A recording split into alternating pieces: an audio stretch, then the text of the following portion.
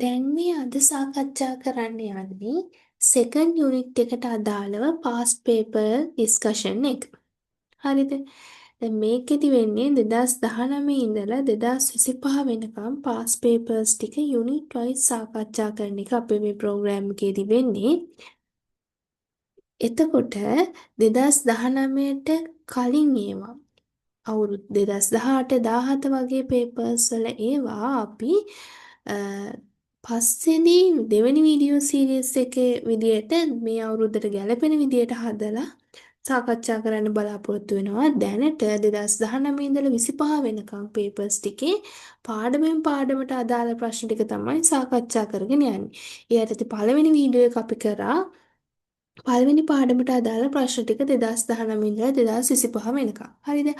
අද මේ කරන්න යන්නේ දෙවෙනි පාඩමේ කාබනික අණු කොටසට අදාළ වෙන්න පාස් පේපර්ස් ප්‍රශ්න ටික 2019 ඉඳලා 2025 වෙනකම්. හරිද? දැන් අපි බලමු 2019 ඇවිල්ලා තියෙන්නේ මොකක්ද කියලා. දෙවෙනි ප්‍රශ්නේ අහලා තියෙනවා සමහර නියුක්ලියෝටයිඩ් හෙක්සෝසසීනි දරයි. සමහර නියුක්ලියෝටයිඩ් හෙක්සෝසසීනි දරයි. එතකොට නියුක්ලියෝටයිඩයක් කියන්නේ පෙන්ටෝස් සීනි කාණ්ඩයකින් මේ මම ඇඳලා තියෙන්නේ බලන්න. පෙන්ටෝස් සීනි කාණ්ඩයකින් නයිට්‍රජනීය භස්මයකින් සහ ෆොස්ෆේට් කාණ්ඩයකින් සැදුම් ලත් දෙකක්. හරිද? එතකොට මෙන්න මේ පෙන්ටෝස් සීනි කාණ්ඩය. පෙන්ටෝස් සීනි කාණ්ඩය RNA වලින් සෑදුන එකක් නම් රයිබෝස් සීනි කාණ්ඩයක් තමයි තියෙන්නේ. හරිද? DNA නම් ඩියොක්සිරයිබෝස් සීනි තමයි අඩංගු වෙන්නේ පෙන්ටෝස් සීනි විදියට. හරිද? ඔන්න මේ අමතර දේවල් ටිකක් තමයි කියන්නේ. එතකොට මේකේ තියෙන පෙන්ටෝස් සීනිනේ ඕනම නියුක්ලියෝටයිඩ් එක තියෙන පෙන්ටෝස් සීනි. හෙක්සෝස සීනි කියලා කිව්වොත් වැරදි. හෙක්සෝස නෙවෙයි තියෙන්නේ පෙන්ටෝස් සීනි. හරිද? ඊළඟට කියලා තියෙනවා කාබනික සහසාධක ලෙස ක්‍රියා කරයි. කාබනික සහසාධක කියන්නේ මොනවද? සහසාධක කියන්නේ මොනවද? එන්සයිම් පාඩමේ සාකච්ඡා කරා අපි සමහර එන්සයිම් වල උත්ප්‍රේරක ක්‍රියාකාරීත්වයට අත්‍යවශ්‍ය වන ප්‍රෝටීන නොවන සංඝටක තමයි සහසාධක කියලා කියන්නේ. හරිද? අපි කතා කරා එතකොට නේද මේ සහසාධක එන්සයිම්ට ආකාර දෙකකින් බෙදෙනවා, සමහර ඒවා තදින් බෙදෙනවා, සමහර ඒවා తాවකාලිකව ලිහිල්ව බෙදෙනවා නේද? දැන් ඒක නෙවෙයි අපිට මෙතෙන්දී ඕන වෙන්නේ මම මේ වටපිටාව නිකන් මතක් කරේ කාබනික සහසාධක කියන්නේ මොනවද කියන එක. කාබනික සහසාධක කියන්නේත් ළමයි ඔයාලා දන්න සහ එන්සයිමම තමයි. කාබනික සහසාධක සහ එන්සයිම විදිහට තමයි හඳුන්වන්නේ. හරිද? එතකොට දැන් මෙතන කියලා තියෙන්නේ සමහර නියුක්ලියෝටයිඩ් සහ එන්සයිම ලෙස ක්‍රියා කරයි කියලා තමයි. හා ඔන්න එතකොට ඒක හරිනේ. සහ එන්සයිම ලෙස ක්‍රියා කරයි කියන එක හරි. මොකද සහයන් සෑම ලෙස ක්‍රියා කරන නියුක්ලියෝටයිඩ් මොනවාද? NAD. NAD+ නේද? FAD. ඊළඟට NADP+.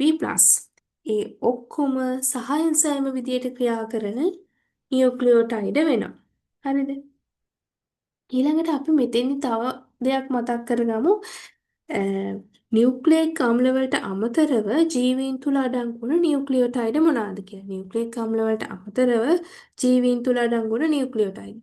එකක් තමයි ATP නේද? ATP. ඊළඟට තව මොකක්ද? NAD+. දැන් මම කතා කරා වගේ NAD+.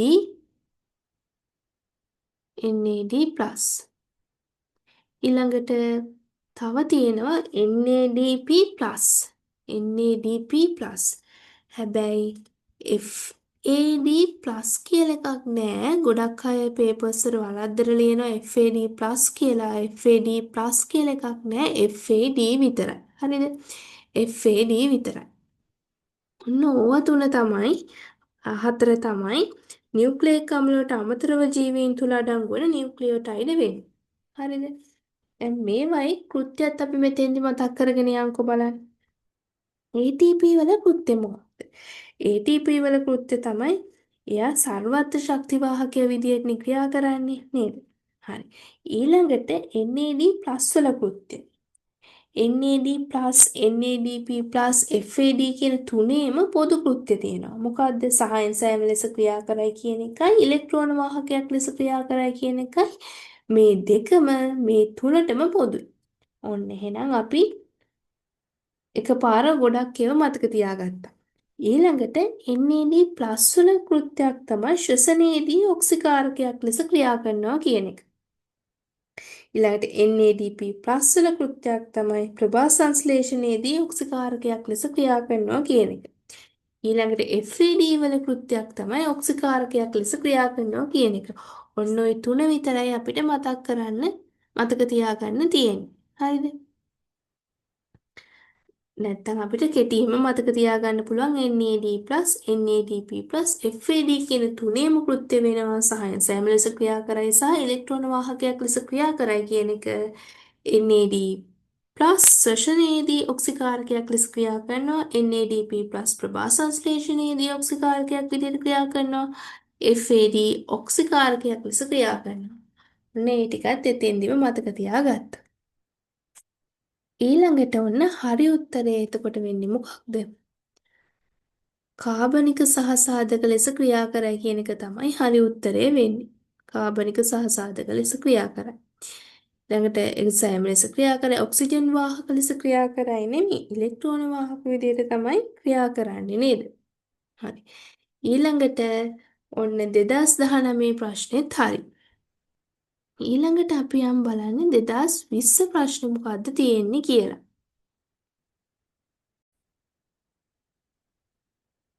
ඔන්න 2020 ප්‍රශ්නේ. ප්‍රෝටීන ගැන තමයි අහලා තියෙන්නේ. ඩයිසල්ෆයිඩ් බන්ධන නිසා ද්විතීයික ව්‍යුහය ඇති කර ගනී. ඩයිසල්ෆයිඩ් බන්ධන නිසාද ප්‍රෝටීනවල ද්විතීයික ව්‍යුහය ඇති වෙන්නේ? නෑ නේද? හයිඩ්‍රජන් බන්ධන නිසා තමයි ප්‍රෝටීනවල ද්විතීයික ව්‍යුහය ඇති කරගන්නේ නේද? ද්විතීයික ව්‍යුහය කියන්නේ මොකද්ද?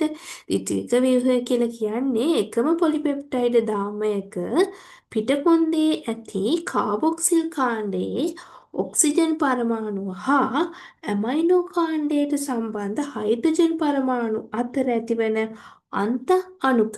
ඒ කියන්නේ අන්ත අණුක කියන්නේ අණුව ඇතුලේ හයිඩ්‍රජන් බන්ධන නිසා ප්‍රාථමික ව්‍යුහය තැනී ඇති තනි පොලිපෙප්ටයිඩ් දාමය දඟර ගැසීමෙන් සහ නැමීමෙන් සාදන්නේ මෙන්න මේ ද්විතීයික ව්‍යුහය. එතකොට අපි දන්නවා අන්ත අණුක හයිඩ්‍රජන් බන්ධන නිසා තමයි අර ප්‍රාථමික ව්‍යුහය තැන්න තියෙන තනි පොලිපෙප්ටයිඩ් දාමේ දඟර ගැහිලා නැමිලා මෙන්න මේ ද්විතීයික ව්‍යුහය හදන්නේ කියලා. එතකොට ඩයසල්ෆයිඩ් බන්ධන නිසා ද්විතීයික ව්‍යුහය ඇති කරගන්නේ නෙමෙයි හයිඩ්‍රජන් බන්ධන නිසා තමයි ද්විතීයික ව්‍යුහය ඇති කරගන්නේ. හරිද?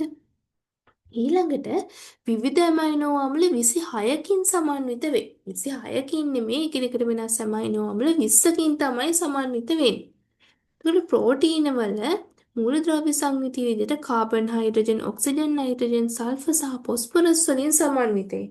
මේ මොහොක මූලද්‍රව්‍ය සංයුතියට දීලා තියෙන්නේ.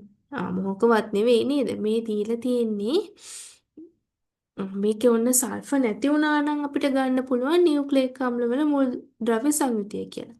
ෆොස්ෆරස් නැති වුණා නම් මෙතන ගන්න පුළුවන් අපිට ඔන්න හරි කියලා ප්‍රෝටීන වල මූලද්‍රව්‍ය සංයුතිය කියලා. දැන් බලමුකෝ එක එකේ මූලද්‍රව්‍ය සංයුති ටික මතකද කියලා අපි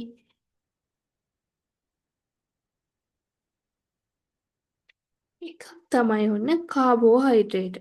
හරිද? කාබෝහයිඩ්‍රේට් තියෙනවා. ඊළඟට අපි කතා කරන්න ඕන එකක් තමයි මේදය නේද? ලිපිඩවල. ඊළඟට අපි කතා කරන්න ඕන ප්‍රෝටීන වල නේද? ඊළඟට අපි කතා කරන්න ඕන නියුක්ලියික් අම්ලවල නේද? නියුක්ලියික් අම්ලවල. දැන් අපි බලමුකෝ මේ එක එකක මූලද්‍රව්‍ය සංයුතිය. කාබෝහයිඩ්‍රේට් වල කාබන්, හයිඩ්‍රජන්, ඔක්සිජන්. ලිපිඩවලත්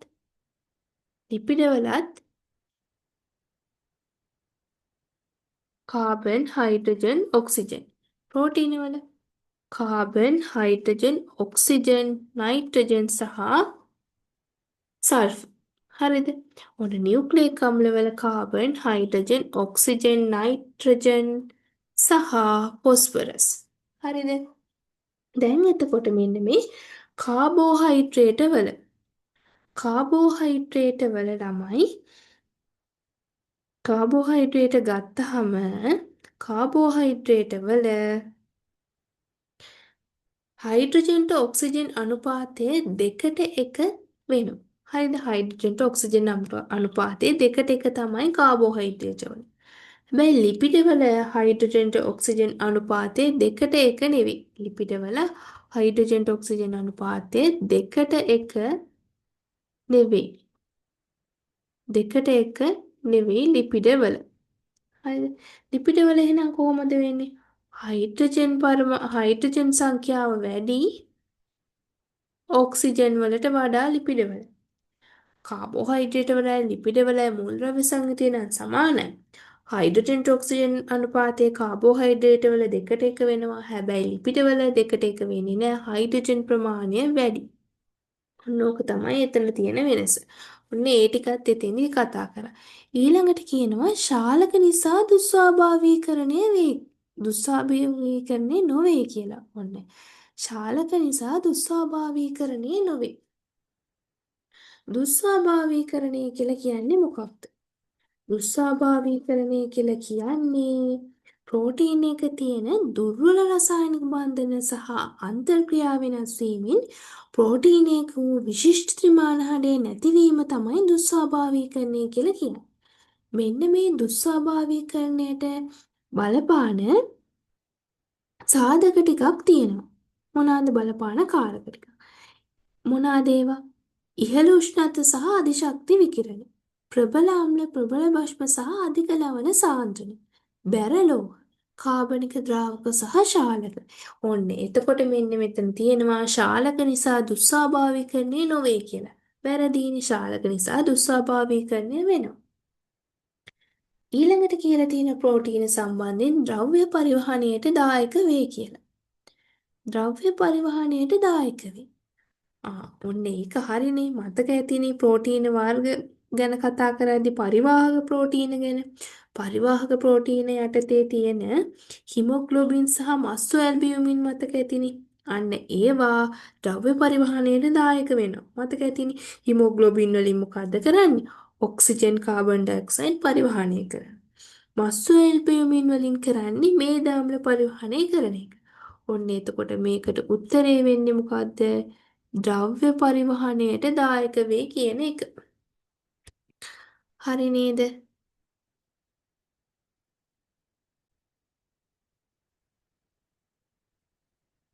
ඊළඟට ඔන්න 2021 පේපර් එක. හරිද? නීරොක්සිහාරක සීනි වන්නේ පහත සඳහන් ඒවායින් කුමක්ද? නීරොක්සිහාරක සීනි කියන්නේ පහත සඳහන් ඒවායින් කුමක්ද කියලා අහනවා. එතකොට ළමයි එකම නීරොක්සිහාරක සීනි වර්ගය වෙන්නේ ඩයිසැකරයිඩයක් වෙන සුක්‍රෝස්. හරිද? එකම නීරොක්සිහාරක සීනි වර්ගය වෙන්නේ ඩයිසැකරයිඩයක් වෙන මෙන්න මේ සුක්‍රෝස් තමයි. අනිත් ඔක්කොම ටික ඔක්සිහාරක සීනි වෙනවා. දැන් මතක් කරලා බලන්න ඔක්සිහාරක සීනි, නීරොක්සිහාරක සීනි ඒව සම්බන්ධ ප්‍රැක්ටිකල්ස් ටික මතක ඇතිනේ කට්ටියට ප්‍රෝටීන හඳුනා ගැනීම නේද? ඊට පස්සේ ලිපිඩ හඳුනා ගැනීම ඒ දේවල් ගැන ප්‍රැක්ටිකල්ස් වලිනුත් මම කරපු වීඩියෝ එකක් දාලා ඇති මගේ channel එකේ. ඒකත් බලන්න. හරිද? ප්‍රැක්ටිකල්ස් වලින් ප්‍රශ්න අහනවා. 2025 අහලා තිබුණනේ. ස්ට්‍රක්චර්ඩ් එසේ එකක් නේද? දැන් මම මෙතෙන්දී ඒව ගැන ලොකුවට කියන්න යන්නේ නැහැ. ඔයාලා ප්‍රැක්ටිකල් වීඩියෝ එක බලන්න. හරිද? ඔක්සිහාරක සීනි ෆේරින්ග්ස් නැත්නම් බෙනඩික්ට් ද්‍රාවණයත් එක්ක රත් කරාට පස්සේ ගඩොල් රතු පාට අවක්ෂේපයක් ලබා දෙනවා. නිරොක්සිහාරක සීනියෙන් පරීක්ෂාවට පිළිතුරු දෙන්නේ නැහැ. ඔන්න එහෙම මම කෙටියෙන් ඔයාලට මතක් කරා අර වීඩියෝ එක බලන්න ඔයාලා. හරිද? එතකොට දැන් මේ ප්‍රශ්නෙට උත්තරේ වෙන්නේ සුක්‍රෝස් නේද? මේ ප්‍රශ්නෙට උත්තරේ වෙන්නේ සුක්‍රෝස්.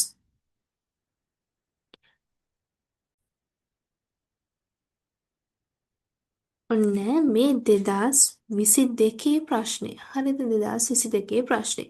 ලිපිඩ පිළිබඳ පහත සඳහන් ප්‍රකාශ අතුරින් නිවැරදි වන්නේ කුමක්ද? ලිපිඩ පිළිබඳව පහත සඳහන් ප්‍රකාශ අතුරින් නිවැරදි වන්නේ කුමක්ද? ලිපිඩ යනු කාබන්, හයිඩ්‍රජන්, ඔක්සිජන් වලින් සමන්විත මහා අණුය. ලිපිඩ කියන්නේ කාබන්, හයිඩ්‍රජන්, ඔක්සිජන් වලින් සමන්විත ලිපිඩ කාබන්, හයිඩ්‍රජන්, ඔක්සිජන් වලින් සමන්විත. හැබැයි ලිපිඩ මහා අණු වෙනවද? ලිපිඩ මහා අණු වෙන්නේ නෑ නේද? නෑ. ලිපිඩ මහා අණු වෙන්නේ නෑ. ලිපිඩ කියන්නේ විශාල ජෛවීය අණු. හැබැයි බහු අවයවක හෝ මහා අණු වෙන්නේ නැත. හරිද? ලිපිඩ බහු අවයවිකවත් මහා අණුවත් වෙන්නේ නැහැ. නමුත් ජෛවීය අණුවක් තමයි ලිපිඩ කියන්නේ විශාල ජෛවීය අණුවක්. හරිද? ඊළඟට කියලා තියෙනවා මෙතෙන්දී ඔය ගමම මතක තියාගන්න ළමයි අ, මොනවාද මහා අණු වෙන්නේ කියලා. පොලිසැකරයිඩ්, පොලිපෙප්ටයිඩ්, ප්‍රෝටීන, DNA, RNA ඔය හැම එකක්ම මහා අණුවක් වෙනවා. හැබැයි මේ ලිපිඩ විතරයි මහා අණු වෙන්නේ නැත්තේ ජෛවීය අණුවක් තමයි ලිපිඩ කියන්නේ විශාල ජෛවීය අණුවක්. හරිද? මේක හොඳට මතක තියාගන්න ඕන. ඊළඟට සම්තෘප්ත මේදවල එක් එක් හයිඩ්‍රෝකාබන් දාමේ ද්විත්ව බන්ධනයක් බැගින් දරයි. සම්තෘප්ත මේද අම්ලවල හයිඩ්‍රෝකාබන් දාමේ ද්විත්ව බන්ධන නැහැනේ නේද? සම්තෘප්ත මේද අම්ලවල හයිඩ්‍රෝකාබන් දාමේ ද්විත්ව බන්ධනයක් නැහැ නේද? ද්විත්ව බන්ධන නැහැ. මොනවාද සම්තෘප්ත මේදවල තියෙන්නේ? ද්විත්ව බන්ධන කිසිවක් නැති හයිඩ්‍රෝකාබන් දාම තමයි සම්තෘප්ත මේද කියලා හඳුන්වන්නේ. මේද අම්ල වලින් සෑදී මේද තමයි සම්තෘප්ත මේද කියලා හඳුන්වන්නේ. මේ වර්ගයට අයිති වෙනවා සත්ත්ව මේද නේද? උදාහරණයක් විදිහට බටර් ගන්න පුළුවන් නේද? බොහෝ විට මේවා කාම රුෂ්ණත්වයේ තමයි තියෙන්නේ. ඝන විදියට තමයි තියෙන්නේ. හරිද? ඔන්න සම්තෘප්ත මේද ගැන කතා කරොත් සම්තෘප්ත මේද කියන්නේ ද්විත්ව බන්ධන කිසිවක් නැති හයිඩ්‍රෝකාබන් දාම සහිත සම්තෘප්ත මේද අම්ල වලින් සෑදිලා තියෙන මේද තමයි උන සම්තෘප්ත මේද කියලා කියන්නේ. සාමාන්‍යයෙන් සත්ත්ව මේද තමයි මේ වර්ගයට අයිති වෙන්නේ. බොහෝ විට මේවා කාමරුෂ්ණත්වයේ ඝන විදියට තමයි තියෙන්නේ. උදාහරණයක් විදිහට බටර් ගන්න පුළුවන් නේද?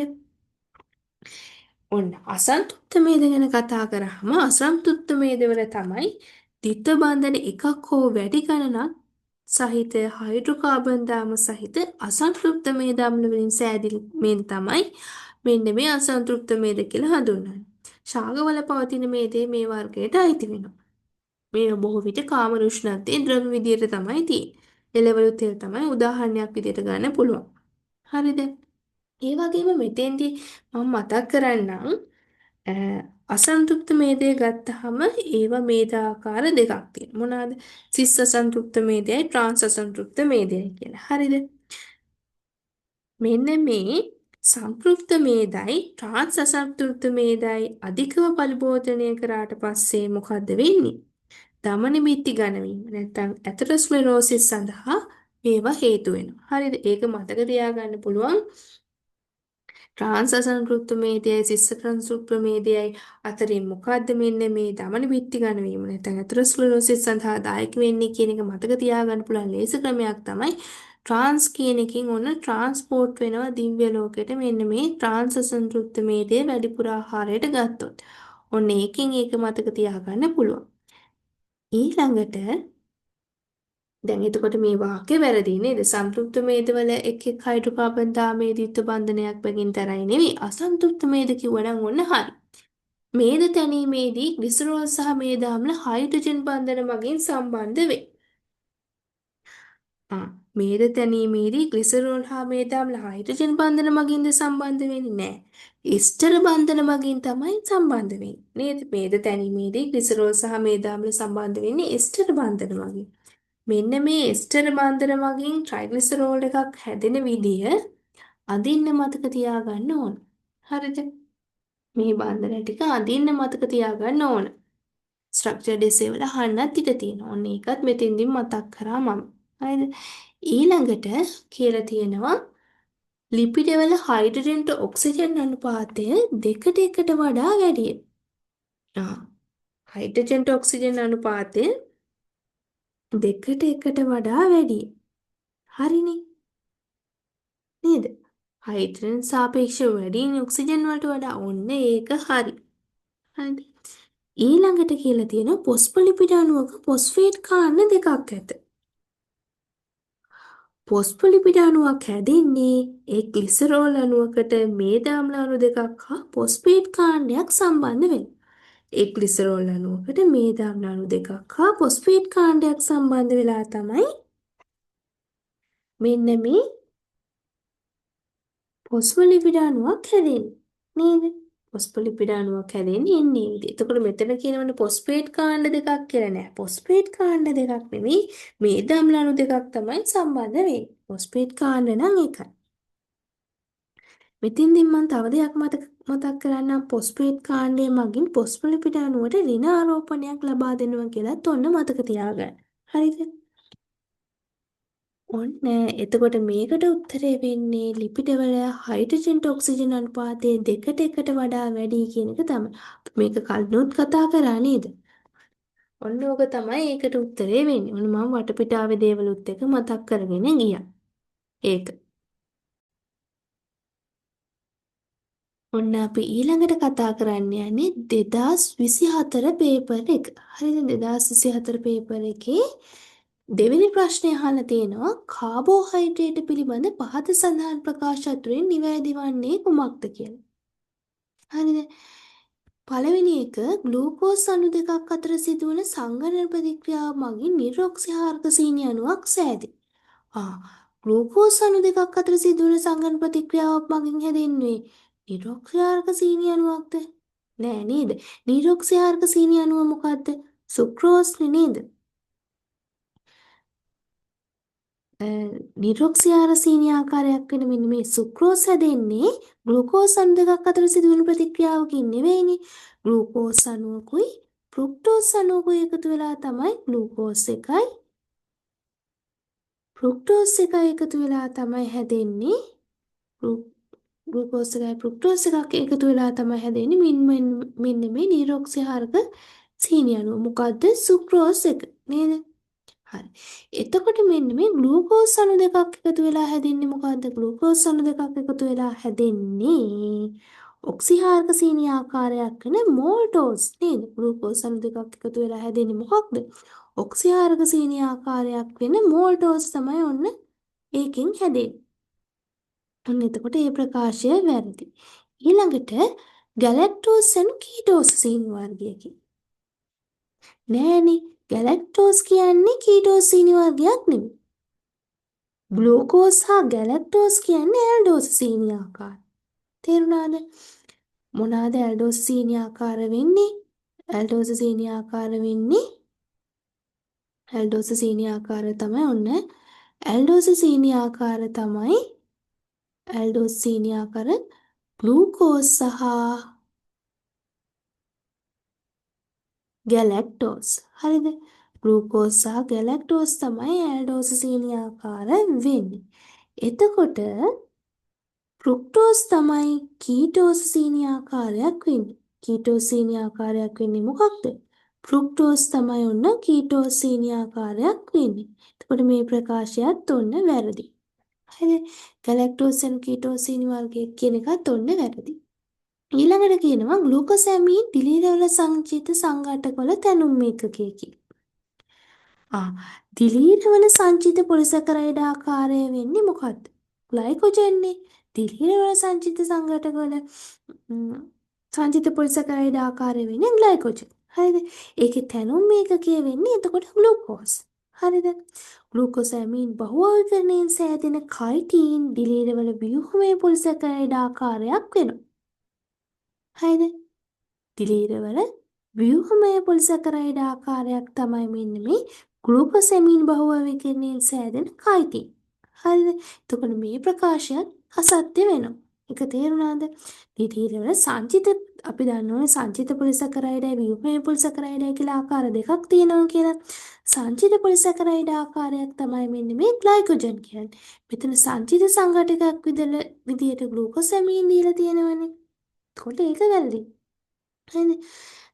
සංචිත ආකාරයක් වෙන්නේ ග්ලයිකෝජන්. හරි? ඒකේ තැනුම් ඒකකය වෙන්නේ ග්ලූකෝස්. හරිද? ග්ලයිකෝජන් වල තැනුම් ඒකකය ග්ලූකෝස් නේ ළමයි. ග්ලූකෝසැමීන් බහුවර්ගීකරණයෙන් සෑදෙන කයිටින් දිලීරවල ව්‍යුහමය පොලිසැකරයිඩ් ආකාරයක් වෙනවා. ග්ලූකෝසැමීන් බහුභාවිකරණයෙන් සෑදෙන කයිටීන් තමයි මෙන්න මේ ග්ලූකෝසැමීන් බහුභාවිකරණයෙන් සෑදෙන කයිටීන් තමයි දිලීරවල ව්‍යුහමය පොලිසැකරයිඩ් ආකාරයක් වෙන්නේ. මේක මම අමතර දෙයක් විදිහට තමයි මතක් කරේ. හරිද? ඊළඟට ගැලැක්ටියුරොනික් අම්ලය ශාකවල ව්‍යුහමය පොලිසැකරයිඩයක දැනුම් ඒකකයකි. ගැලැක්ටියුරොනික් අම්ලය ගැලැක්ටියුරොනික් අම්ලය ශාකවල ව්‍යුහමය පොලිසැකරයිඩයක දැනුම් ඒකකි. ගැලැක්ටියුරොනික් අම්ලය බහුවවේගණයෙන් සෑදෙන පෙට්ටීන් ශාක සෛලවල සෛල බිත්තිය සහ මධ්‍ය සූස්තරයේ පවතින ව්‍යුහමය පොලිසැකරයිඩ් ආකාරයක් වෙනවා. ඔන්න එතකොට ඒක හරි. ගැලැක්ටියුරොනික් අම්ලයේ ශාකවල ව්‍යුහමය පොලිසැකරයිඩ් ආකාරයක දැනුම් ඒකකය කියන එක හරි. හරිද? මොකද ගැලැක්ටියුරොනික් අම්ලයේ බහුවවේගණයෙන් සෑදෙන පෙක්ටින් තමයි ශාක සෛලවල සෛල බිත්තියේ මධ්‍ය සූස්තරයේ තියෙන ව්‍යුහමය පොලිසැකරයිඩ් ආකාරයක් වෙන්නේ. ඔන්න ඒක නිසා ඔන්න 4 වෙනි එක තමයි උත්තරේ වෙන්නේ. බලමුකෝ ඊළඟ එක මොකක්ද කියලා. හෙමිසෙලියුලෝස් යනු ට්‍රයෝස සහ පෙන්ටෝස් වලින් තැනු ශාකනීය වූ පොලිසැකරයිඩයකි. හෙමිසෙලියුලෝස් ඇතුළේ තියෙන්නේ පෙන්ටෝස් සහ හෙක්සෝස් වලින් තැනු ශාකනීය වූ පොලිසැකරයිඩ් ආකාරය. හෙමිසෙලියුලෝස් කියන්නේ පෙන්ටෝස් සහ හෙක්සෝස් වලින් තැනුණු ශාකනීය වූ පොලිසැකරයිඩ් ආකාරයක් තමයි මෙන්න මේ හෙමිසෙලියුලෝස් කියන්නේ. පෙන්ටෝස් තියෙනවා නමුත් ට්‍රයෝස නෙවෙයි හෙක්සෝස්. මෙතෙන්ට එන්නේ නේද? එන්නේ එහෙම තියුණා නම් මේක හරි. දැන් මේක වැරදි. ඒ නිසා දෙවෙනි එකට උත්තරේ වෙන්න ඕනේ මේකේ 4. හරි නේද?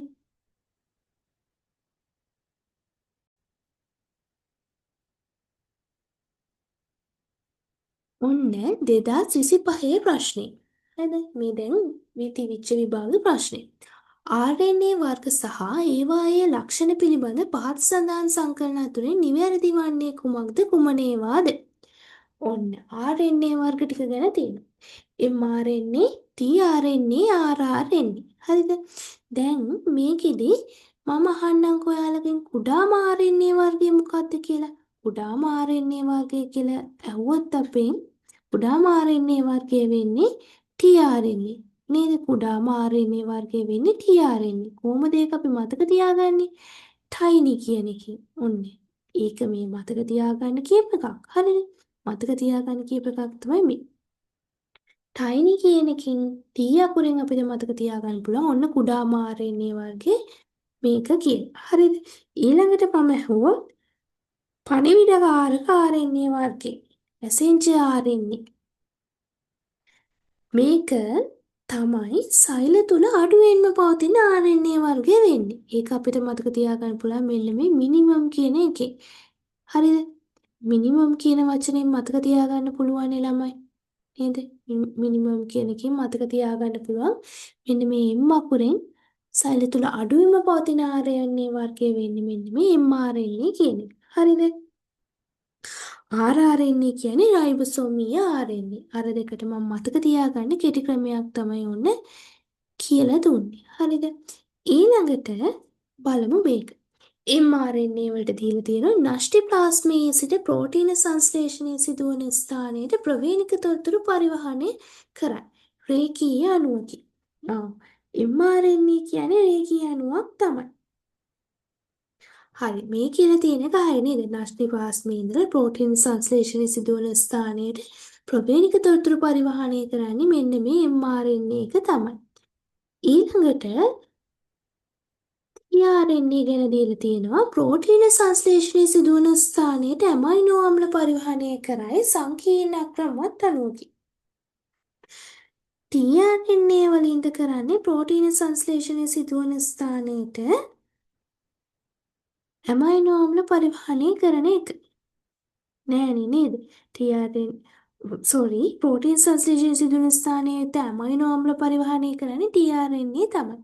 හැබැයි tRNA කියන්නේ අක්‍රමවත් අණුවක් නෙවෙයි. සංකීර්ණ අක්‍රමවත් අණුවක් නෙවෙයි මෙන්න මේ tRNA කියලා කියන්නේ. සංකීර්ණ අක්‍රමවත් අණුවක් වෙන්නේ රයිබෝසෝමීය RNA. ප්‍රෝටීන සංශ්ලේෂණය සිදුවන ස්ථානයට ඇමයිනෝ අම්ල පරිවහනය කරයි කියන කෘත්‍ය හරිය tRNA වල. නමුත් සංකීර්ණ අක්‍රමවත් අණුවක් වෙන්නේ tRNA නෙවෙයි rRNA. ඔන්න ඒක නිසා මේක වැරදි. හරිද? මේක හරි. මේක වැරදි. ඊළඟට දීලා තියෙනවා RNA ගැන පොලිපෙප්ටයිඩ් දාම සෑදීම සඳහා ස්ථානය සපයයි.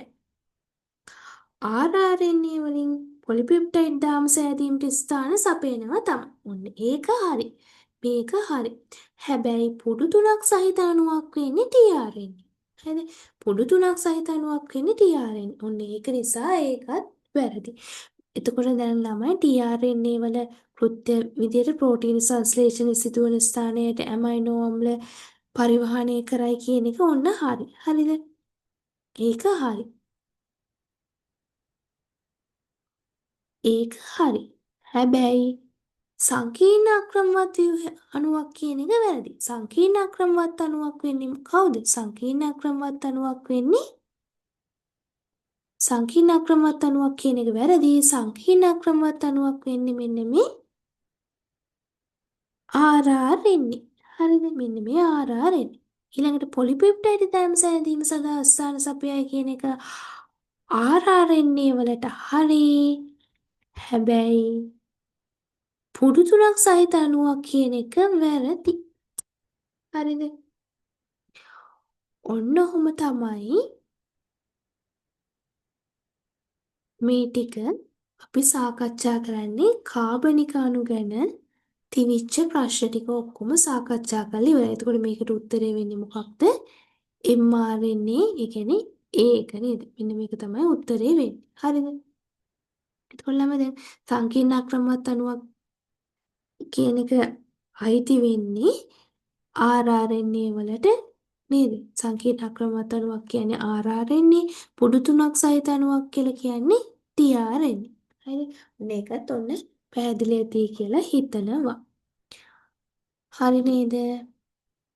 එහෙනම් 2019 ඉඳන් 2025 වෙනකම් ප්‍රශ්න ටික සාකච්ඡා කරලා ඉවරයි ඔක්කොම කාබනික අණු ගැන තිබිච්ච කොටසි.